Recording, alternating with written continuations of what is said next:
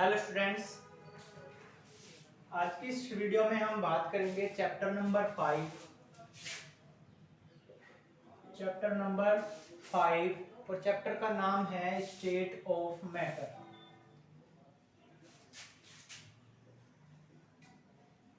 यानी कि द्रव्य की अवस्था, द्रव्य की अवस्था। ठीक है, द्रव्य की अवस्था। सबसे पहले हम बात करते हैं मैटर क्या होता है, यानी कि द्रव्य क्या होता है। ठीक है, जैसे कि आपने पढ़ा है क्या कि जिसमें भार होता है यानी कि वेट होता है और जो स्थान घेरता है, जो क्या करता है, स्थान घेरता है, जो एक, उसे हम क्या बोलते हैं, द्रव्य। तो द्रव्य क्या होता है, वह जो भार घेरता है और जिसमें स्थान होता है उसे हम द्रव्य बोलते हैं, उसे हम मैटर बोलते हैं। जैसे एग्जांपल कुछ भी, कुर्सी, मेज, सोफा या फिर ब्लैक बोर्ड, जो भी है वस्तु जो स्थान घेर रही है और इसमें अपना वेट है, उसे हम क्या बोलते हैं, मैटर। ठीक है, जो मैटर है आपकी इस बुक में तीन भागों में बांटा गया है। पहला है सॉलिड यानी कि ठोस, द्रव यानी तरल यानी लिक्विड, और गैस। ठीक है, ठोस, द्रव और गैस, सॉलिड, लिक्विड और गैस। सॉलिड किसे बोलते हैं, जिसका वॉल्यूम, जिसका आयतन, ठीक है, और जिसका आकार या साइज बोल सकते हैं, क्या होता है, निश्चित रहता है, फिक्स होता है, उसे हम बोलते हैं सॉलिड। क्या, जिसका आयतन और आकार निश्चित होता है, उसे हम क्या बोलते हैं, सॉलिड। जैसे ब्लैक बॉडी हुआ या फिर ईंट बोलिए, जो भी वस्तु है जिसका आकार और आयतन निश्चित हो, उसे सॉलिड।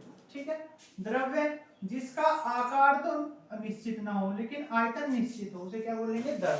जैसे पानी, तेल, वाटर, ऑयल, ठीक है, दूध हुआ, इसे हम क्या करेंगे, गिलास में डालेंगे तो गिलास के जैसा आकार ले लेगा। ठीक है, बाल्टी में डालेंगे तो बाल्टी जैसा आकार ले लेगा। ठीक है, यानी कि इसका आयतन तो निश्चित होता है, भाई 2 लीटर है तो 2 लीटर में ही रहेगा, 2 लीटर ही रहेगा, लेकिन जिस भी बर्तन में हम उसे डालेंगे उसी के जैसा आकार ले लेगा, तो इसे हम क्या बोलते हैं, लिक्विड। और गैस क्या होता है, जिसका आयतन और आकार क्या होता है, निश्चित नहीं होता, उसे हम क्या बोलते हैं, गैस। ठीक है, कहीं पर ये ज्यादा फैल जाती है और कहीं पर ये कम फैल जाती है, इसका आयतन भी निश्चित नहीं होता और ना आकार निश्चित होता, जैसे ऑक्सीजन, नाइट्रोजन, ठीक है, कार्बन डाइऑक्साइड, ETC, ये क्या है, सब गैस है। ठीक है, तो ये था हमारा गैस। ठीक है, अगर मैं इनकी बात करूं, अगर हम ठोस को देखें, आयतन आकार निश्चित है, इसका आयतन निश्चित है, आकार निश्चित नहीं है, और गैस का ना तो आयतन निश्चित है और न आकार। ठीक है, अगर मैं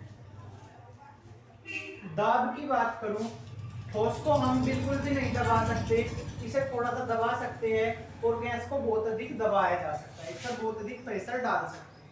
ठीक है, बहने की गुण बात करूं, ठीक है, यानी ठोस जो है वो बहता नहीं है, भाई कहीं पर मान ईंट है, जैसे कहीं पर पड़ी है तो वहीं पर पड़ी रहेगी, लेकिन पानी है वो क्या करेगा, बहना शुरू कर देगा, और इसमें भी गैस में क्या है, बहने का गुण बहुत ज्यादा पाया जाता है, फैलना शुरू कर देती है।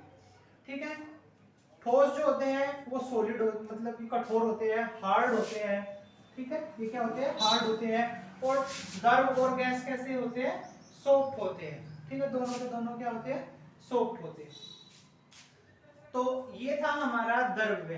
द्रव्य क्या होता है, जिसमें जो स्थान घेरता है और जिसमें भार होता है, उसे हम क्या बोलते हैं, द्रव्य। 3 प्रकार का होता है, ठोस, द्रव और गैस। ठोस जिसका आयतन और आकार निश्चित होता है, द्रव जिसका आयतन निश्चित होता है, आकार नहीं, और गैस ना तो जिसका आयतन निश्चित होता है और न आकार। ठीक है, अगला टॉपिक है हमारा इंटरमोलिकुलर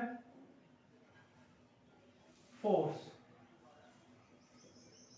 इंटरमोलिकुलर फोर्सेस, हिंदी में बोलेंगे इसे अंतरा अणु बल। ठीक है, अंतरा अणुक बल, मतलब जो दो अलग अलग अणुओं के बीच में लगे, ठीक है, इसके बीच में दो अलग अलग अणुओं के बीच में लगे उसे हम क्या बोलते हैं, इंटरमोलिकुलर। जो दो डिफरेंट एटम के बीच में लगे उन्हें क्या बोलते हैं, इंटरमोलिकुलर। दो प्रकार के होते हैं, एक तो इंट्रा और एक इंटर, ठीक है, अंतरा और अणुक। अंतरा का मतलब दो अलग अलग फोर्स में लग रहा है, और इसका मतलब एक ही फोर्स में लग रहा है। तो आज हम किसकी बात कर रहे हैं, अंतरा अणुक की, इंटरमोलिकुलर की। तो दो अलग अलग अणुओं के बीच में जो फोर्स लगता है उसे हम बोलते हैं इंटरमोलिकुलर फोर्स, ठीक है। इसके कुछ टाइप्स की बात करेंगे। जैसा पहला क्वेश्चन, पहला इसका टाइप है dipole dipole, dipole dipole force, dipole dipole intermolecular force.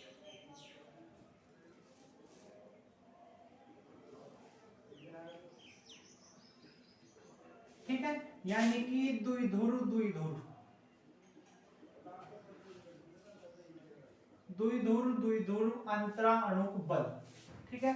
यानी कि नाम से ही पता चल रहा है किसके बीच में लग रहा है, जो दो द्विध्रुवों के बीच में लगे उसे हम क्या बोलते हैं, इसे हम बोलते हैं द्विध्रुव।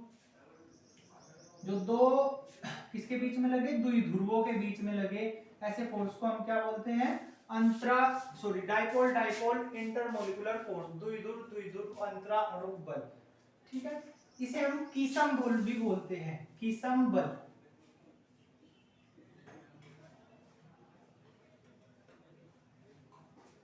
कीसम फोर्स, ठीक है। इसे हम क्या बोलते हैं, कीसम बल भी बोलते हैं, कीसम फोर्स, ठीक है। तो द्विध्रुव द्विध्रुव का मतलब क्या हुआ, जो दो द्विध्रुवों के बीच में लगे उसे हम क्या बोलेंगे, डाइपोल डाइपोल फोर्स, ठीक है। अगला एग्जांपल पढ़ते हैं, डाइपोल इंड्यूस्ड, डाइपोल इंड्यूस्ड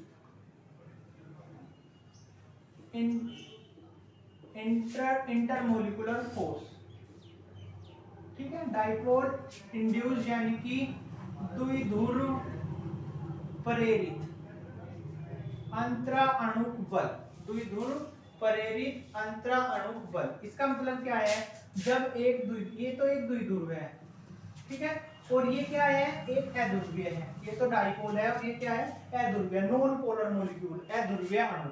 ये क्या करेगा, ये वाला मॉलिक्यूल इसे क्या करेगा, इसे प्रेरित करेगा, इसे बताएगा भाई तू भी क्या कर ले, अपने अपने आप में एक डाइपोल बना ले, ठीक है। तो इनके बीच में क्या हो जाएगा, एक ये इसकी आकृति को थोड़ा सा बिगाड़ देगा, ठीक है, और इनके बीच में क्या हो जाएगा, एक अट्रैक्शन फोर्स अप्लाई हो जाएगा। इसे क्या बोलेंगे हम, इस वाले फोर्स को हम बोलेंगे, इस वाले फोर्स को क्या बोलेंगे, डाइपोल इंड्यूस्ड इंटरमोलिकुलर फोर्स, द्विध्रुव प्रेरित अंतराणुक बल, ठीक है। यानी कि एक तो द्विध्रुव और एक अध्रुवीय अणु, ये तो क्या है, डाइपोल है, और ये क्या है, नॉन पोलर मॉलिक्यूल है, इनके बीच में इंटरेक्शन फोर्स लगा, तो इसे हम क्या बोलेंगे, द्विध्रुव प्रेरित यानी डाइपोल इंड्यूस्ड इंटरमोलिकुलर फोर्स, ठीक है। अगला बढ़ते हैं, नंबर 3।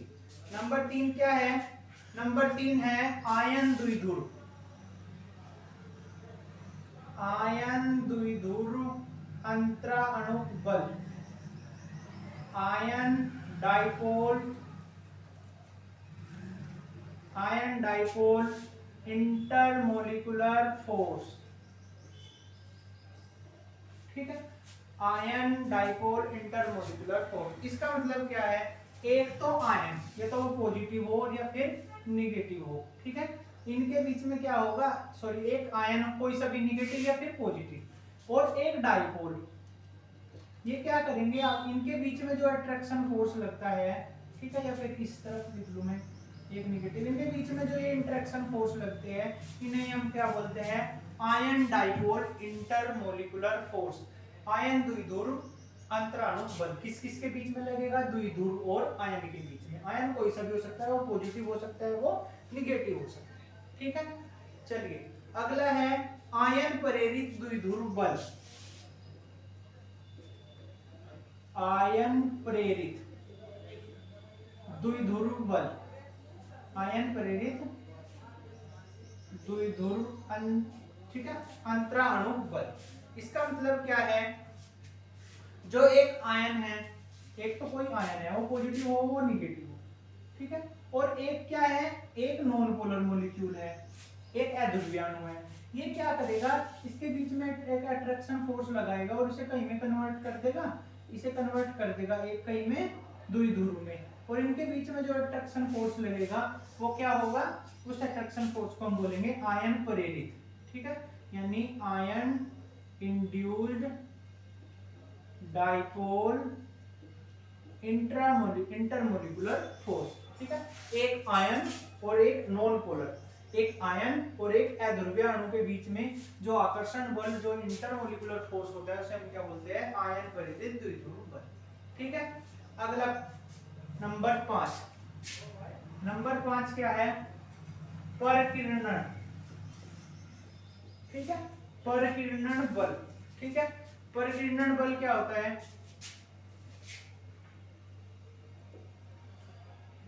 ठीक है, परकीर्णन बल यानी कि डिस्पर्सन फोर्स,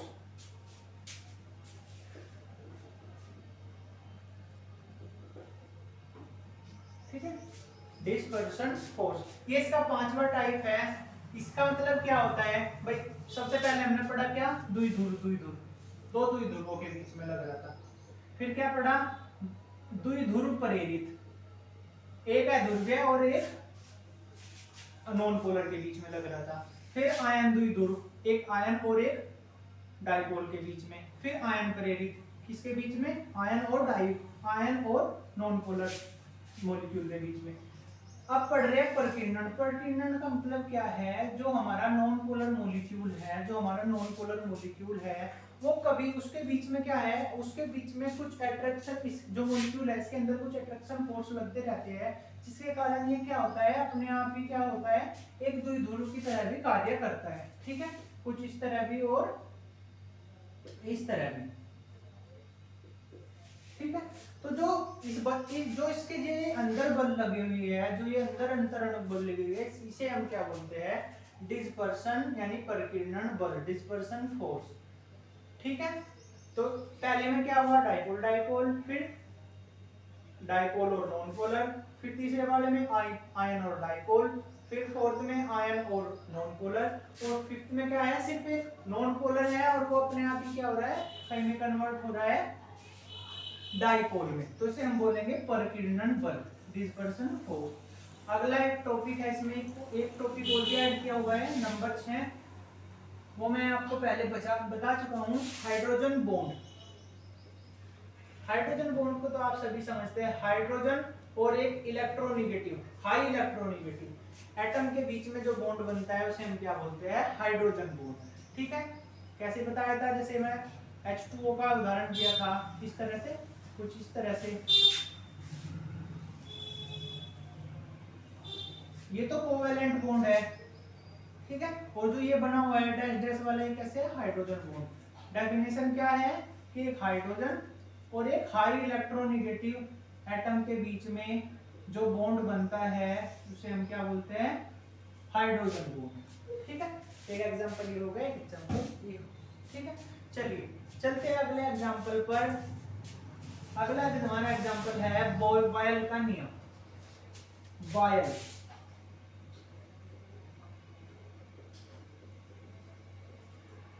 यानी बॉयल्स लॉ। बॉयल का नियम क्या था, आपने पढ़ा होगा क्लास 9th में भी। बॉयल का नियम क्या था कि स्थिर ताप पर, ठीक है, एट कांस्टेंट टेम्परेचर, यानी कि स्थिर ताप पर, यानी टी की वैल्यू क्या हो, कांस्टेंट हो, फिक्स हो, ठीक है, यानी डेल्टा टी की वैल्यू कितनी होगी, 0। भाई टी की वैल्यू कांस्टेंट है, यानी T1 इक्वल टू किसके बराबर होगा, T1 की वैल्यू किसके बराबर होगा, T2, यानी T1 माइनस T2 किससे क्या होगा, 0, यानी delta T equal to 0।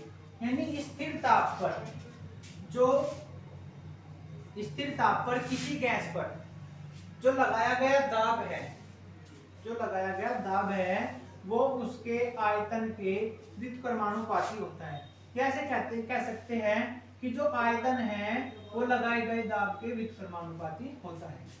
v को इस तरफ ले जाएंगे, ठीक है, पहले ऐसे कर लीजिए, जब इसे हटाते हैं कोई कांस्टेंट लेते हैं, हमने ले लिया यहाँ पर k, ठीक है, जहाँ k क्या है, कांस्टेंट है। v को इस तरफ लाए यानी pv इक्वल टू क्या हो गया, k, या फिर इसे हम ऐसे लिख सकते हैं pv equal to constant, pv equal to क्या, कांस्टेंट।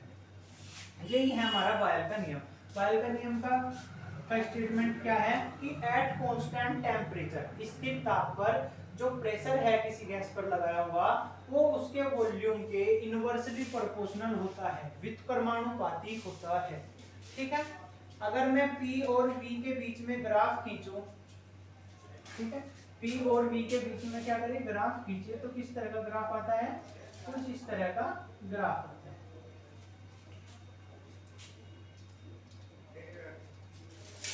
ठीक है। P और V के बीच में अगर ग्राफ खींचे तो कुछ, सॉरी, P और किसके बीच में, ये वाला P और 1/v के बीच में ग्राफ खींचे तो किस प्रकार का ग्राफ आता है, कुछ इस तरह का ग्राफ आता है, ठीक है। ये था हमारा बायल का नियम। चलिए अगला हमारा आज का टॉपिक है, आज का लास्ट टॉपिक है चार्ल्स का नियम, चार्ल्स लॉ।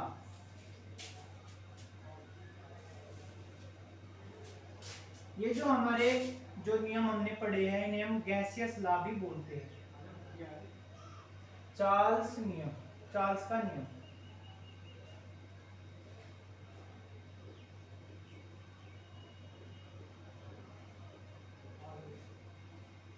ठीक है। चार्ल्स के नियम को समझिए, क्या था, चार्ल्स ने क्या बताया था कि स्थिर दाब पर, अब की बार क्या है, P कांस्टेंट है, एट कांस्टेंट प्रेशर, यानी P1 इज इक्वल टू किसके बराबर है, P2 के, यानी P1 minus P2 is equal to 0। P is equal to constant का मतलब क्या है, delta P is equal to 0, यानी कि स्थिर दाब पर जो किसी गैस का जो निश्चित मात्रा का आयतन है वो उसके टेम्परेचर, परम ताप के, ठीक है, एब्सोल्यूट टेम्परेचर के प्रोपोर्शनल होता है, ठीक है।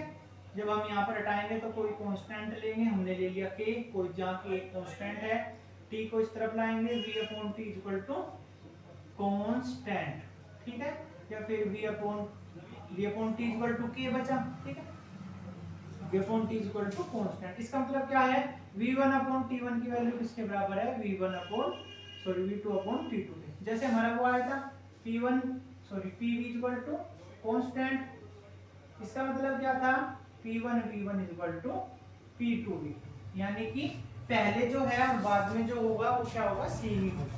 ये था हमारा चार्ल्स का नियम, क्या कि एट कांस्टेंट प्रेशर, स्थिर दाब पर किसी भी गैस का निश्चित मात्रा का आयतन उसके परमताप के, उसके एब्सोल्यूट टेम्परेचर के प्रोपोर्शनल होता है, ठीक है। V और T के बीच में अगर हम ग्राफ खींचे तो कुछ इस तरह का ग्राफ हमें मिलता है, ठीक है। तो ये था हमारा चार्ल्स का नियम। आज की इस वीडियो में हमने पढ़ा स्टेट ऑफ मैटर, कितने टाइप के होते हैं, तीन टाइप का होता है मैटर, सॉलिड, लिक्विड, गैस। दूसरा इंटरमोलिकुलर फोर्स, पांच के भी हमने 6 टाइप के पढ़े, डाइपोल डाइपोल, डाइपोल इंड्यूस्ड, ठीक है, dipole ion, ion dipole, ion induced dipole, dispersion और फिर हाइड्रोजन बॉन्ड। इसके बाद हम, ठीक है, एक टॉपिक हमारा रह गया आपका थर्मल एनर्जी। थर्मल एनर्जी क्या होती है, ऊष्मीय ऊर्जा इसे बोलते हैं, थर्मल एनर्जी, ऊष्मीय ऊर्जा। ऊष्मीय ऊर्जा का मतलब क्या होता है, वह ऊर्जा जो, भाई जैसे हमारा कोई भी कंपाउंड है, अब कंपाउंड में क्या करते हैं, एटम क्या करते हैं, एटम या फिर कुछ रिएक्शन में मॉलिक्यूल क्या है, पार्टिसिपेट करते हैं। तो वह एनर्जी, वह ऊर्जा जो क्या करे, वह ऊर्जा जो एटम या फिर मॉलिक्यूल को क्या करे, गति कराने के लिए जरूरी होती है, उस जरूरी की उसी ऊर्जा को हम क्या बोलते हैं, ऊष्मीय ऊर्जा, थर्मल एनर्जी। यानी ठीक है, क्या होती है थर्मल एनर्जी, जो किसी भी एटम और मॉलिक्यूल्स को गति कराने के लिए, मोशन कराने के लिए रिक्वायर्ड होती है, जो एनर्जी रिक्वायर्ड होती है, उसी एनर्जी को हम बोलते हैं थर्मल एनर्जी।